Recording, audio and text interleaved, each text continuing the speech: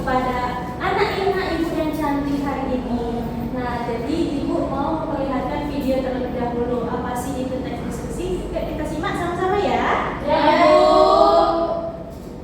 Assalamualaikum warahmatullahi wabarakatuh. Halo, apa kabar? Semoga sehat selalu ya. Di video kali ini kita masuk pada semester genap Mapel Bahasa Indonesia kelas 9. Materinya tentang apa? Simak video ini sampai selesai ya. Jangan lupa dukung channel ini dengan klik tombol subscribe, like, dan share. Terima kasih.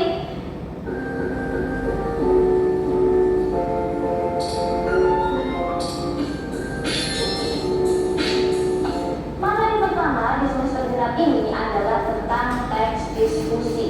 Kata diskusi tentu sudah tidak asing lagi di telinga kalian. Diskusi bisa diartikan dengan berebut atau musyawarah. Nah, bisa juga disebut dengan bertukar pikiran. Pada saat kamu mengetahui suatu masalah, salah satu hal yang bisa menjadi solusi untuk menyelesaikannya adalah dengan melakukan diskusi. Dalam diskusi, kamu dapat menyampaikan argumen atau gagasan terkait isu atau masalah tertentu sehingga bisa mendapatkan sebuah pengetahuan dan solusi dari masalah yang sedang ditemui. Jadi, pengertian dari teks diskusi adalah teks yang ditulis untuk mencatat hal penting yang berkaitan dengan masalah yang didiskusikan dalam pertemuan ilmiah. Teks diskusi ini umumnya ditulis dalam bentuk opini yang disampaikan oleh suatu pihak ke pihak lain. Opini tersebut bisa berupa persetujuan ataupun penolakan.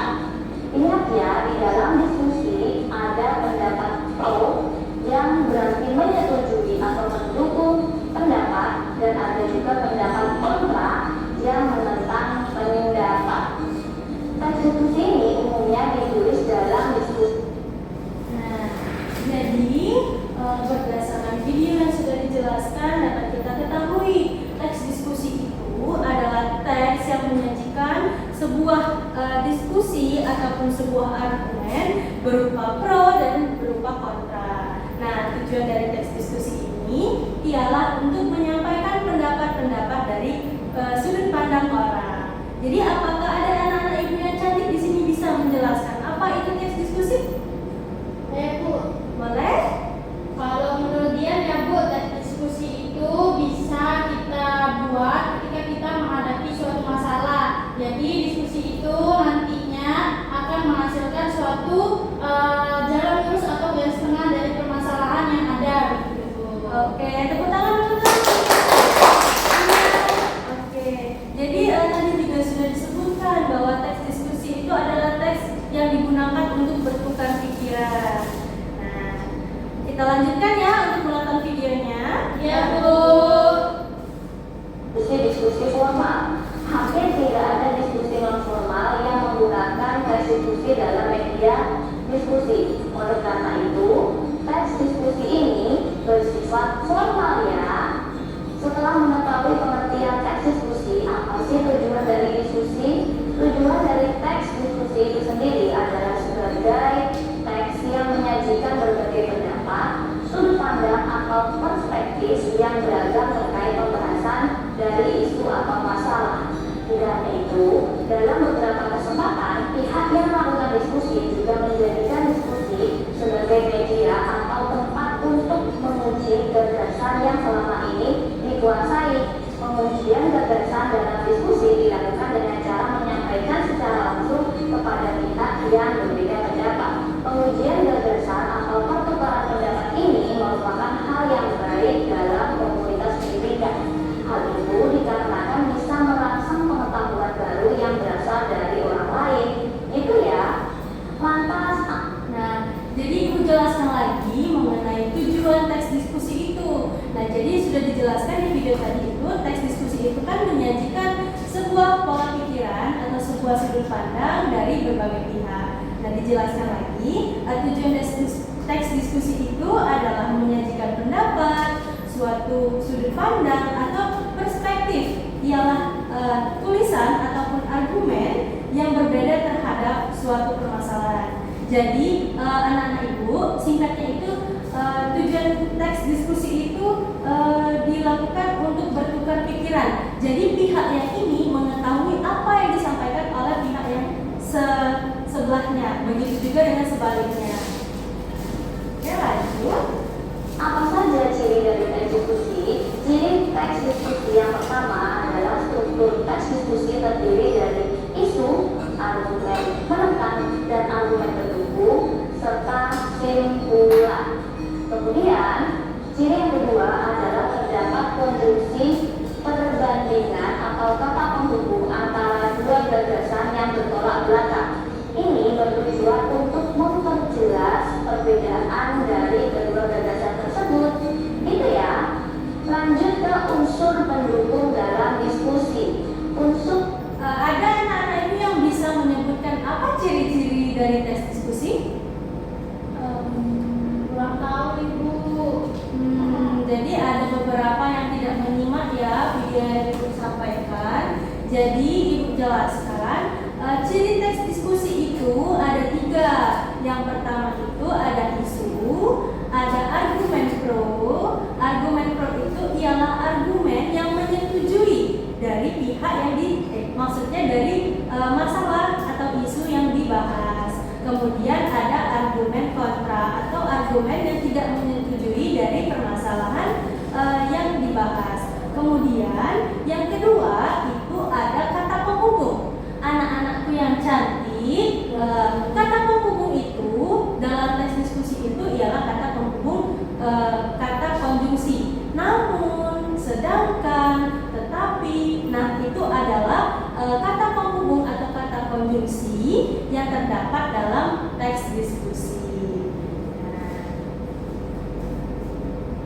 untuk unsur pendukung diskusi ini menurut Ibu kita lewati saja karena di dalam buku cetak atau kurikulum itu tidak ada mengenai unsur pendukung diskusi.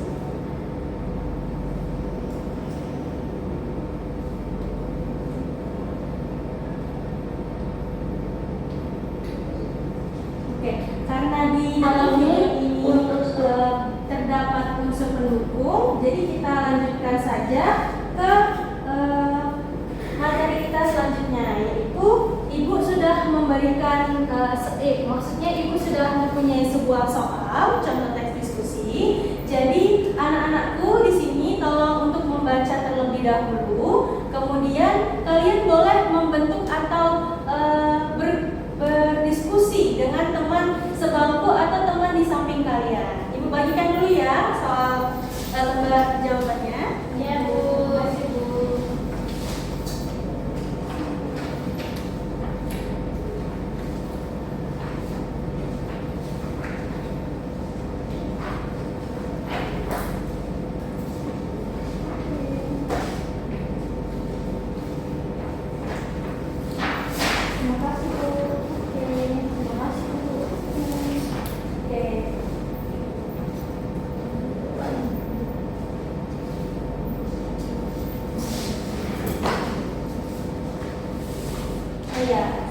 Sambil kalian mengerjakan, Ibu mau absen terlebih dahulu ya, cukup bilang hadir ya.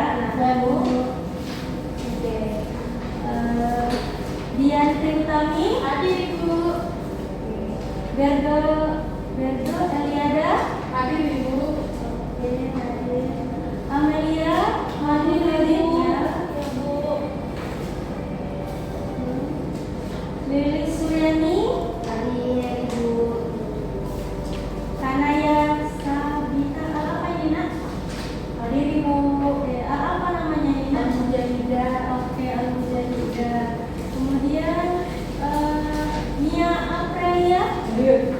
Nia ini kayaknya lahir di bulan April ya, Ibu. Oke. Aku Agustus nih ya. Oke. Aku Oktober ya. Oh iya, ada yang namanya Okta.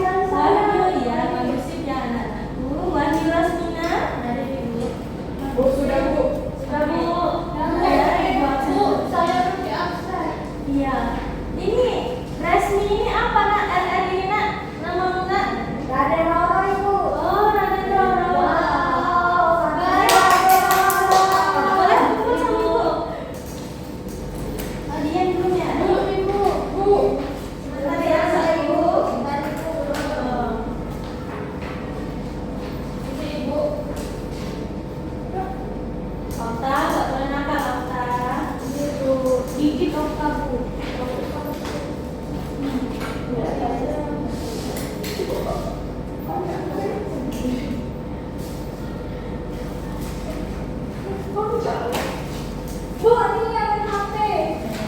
Kenapa main HP? Nanti disita HP-nya. Sita, Bu, Sita. Sita dulu. Bu, saya dibully. Siapa yang membuli? Gak boleh bully. Oh, Cak. Gak boleh. Maaf Ibu, jadi gak mengulanginya lagi. Belum selesai. Oke.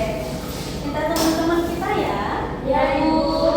Cepat, sudah kumpul. Sabar ya, Oka sama Resmi aja lama. Sudah gak? Oke, sembari menunggu Kanaya, boleh satu anak ibu yang cantik membacakan teks diskusinya? Yuk, pada nunggu semua ya. Ayo. Tuh.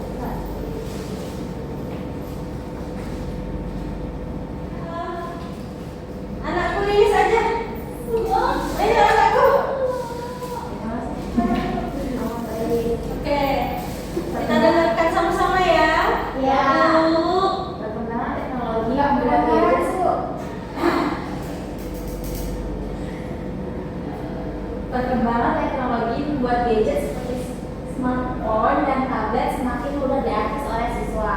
Banyak sekolah yang melarang penggunaan gadget di lingkungan sekolah, namun ada juga yang mulai memperbolehkan dengan alasan tertentu. Hal ini menimbulkan perdebatan di kalangan siswa, guru, dan orang tua. Di satu sisi, penggunaan gadget di sekolah memiliki berbagai manfaat. Gadget dapat digunakan sebagai alat bantu belajar seperti mencari informasi, mengerjakan tugas, dan mengakses materi pelajaran secara digital. Selain itu, penggunaan gadget juga dapat meningkatkan keterampilan teknologi siswa yang sangat dibutuhkan di era digital saat ini. Komunikasi antar siswa, guru, dan orang tua juga menjadi lebih mudah dan cepat jika siswa membawa gadget ke sekolah. Namun, di sisi lain, penggunaan gadget di sekolah juga memiliki beberapa risiko. Gadget sering disalahgunakan untuk bermain game, mengakses media sosial, atau menonton video yang tidak berkaitan dengan pelajaran sehingga dapat mengganggu konsentrasi belajar. Selain itu, penggunaan gadget di sekolah dapat memicu perilaku negatif seperti cyberbullying dan penyebaran informasi palsu. Tidak semua siswa memiliki gadget yang sama, sehingga bisa menimbulkan kesenjangan sosial dan rasa iri antar siswa. Oke, terima kasih. Ini satu kelompok sama siapa? Kelompok sama Kanaya. Sama Kanaya. Boleh Kanaya bacain argumen pro dan kontranya. Jadi pendapat pro-nya yang pertama ialah gadget dapat digunakan sebagai alat bantu belajar seperti mencari informasi, mengerjakan tugas, dan mengakses materi pelajaran secara digital. Sedangkan pendapat kontra atau menentangnya adalah gadget sering disalahgunakan untuk bermain game, mengakses media sosial, atau menonton video yang tidak berkaitan dengan pelajaran sehingga mengganggu konsentrasi belajar. Oke, jadi pendapat kontronya itu atau pendapat setujunya penggunaan gadget di sekolah itu yang pertama membantu untuk pembelajaran seperti mencari informasi. Anak-anakku semuanya menggunakan internet kan? Iya. Jawaban. Iya. Resmi kenapa enggak resmi? Dari buku kami. Wah, Luar biasa. dari bawah. Nah, kemudian pendapat kontranya yaitu beberapa anak-anak itu menggunakan handphone di sekolah itu untuk yang tidak berkaitan dengan mata pelajaran. Itu sangat disayangkan ya. Ya, Bu. Oke. Lanjut. Siapa yang mau membacakan pendapat dirinya, pendapat pribadi mengenai penggunaan gadget di sekolah? Ada yang mau nggak? Sebagai nilai tambahan. Pak Amel, mau tidak Amel? Mau Ibu. Boleh, bacakannya. Menurut saya itu penggunaan handphone tadi ya, Bu. Ya. Di kalangan siswa itu mungkin cenderung siswa lebih ke mereka berfokus pada HP, tidak lebih berfokus pada HP, tidak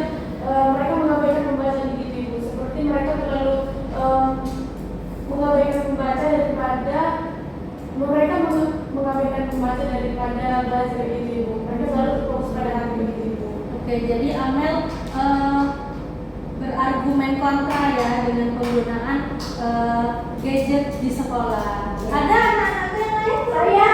Oh boleh Okta, silakan Okta. Iya, menurut saya itu penggunaan gadget di sekolah sangat penting dan bermanfaat jika digunakan dengan bijak.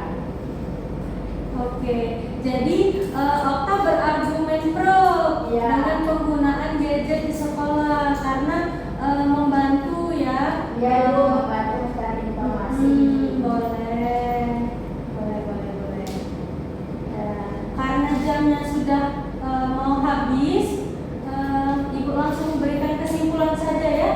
Jadi kesimpulan kita hari ini yaitu tentang teks diskusi. Jadi dari teks diskusi yang sudah Ibu jelaskan, pengertian, tujuan, unsur-unsur itu boleh anak-anakku untuk dicatat. Kemudian besok pertemuan atau pertemuan minggunya kita kumpul.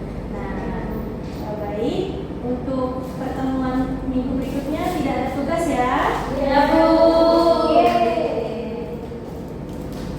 Ibu akhiri ya. Wassalamualaikum warahmatullahi wabarakatuh.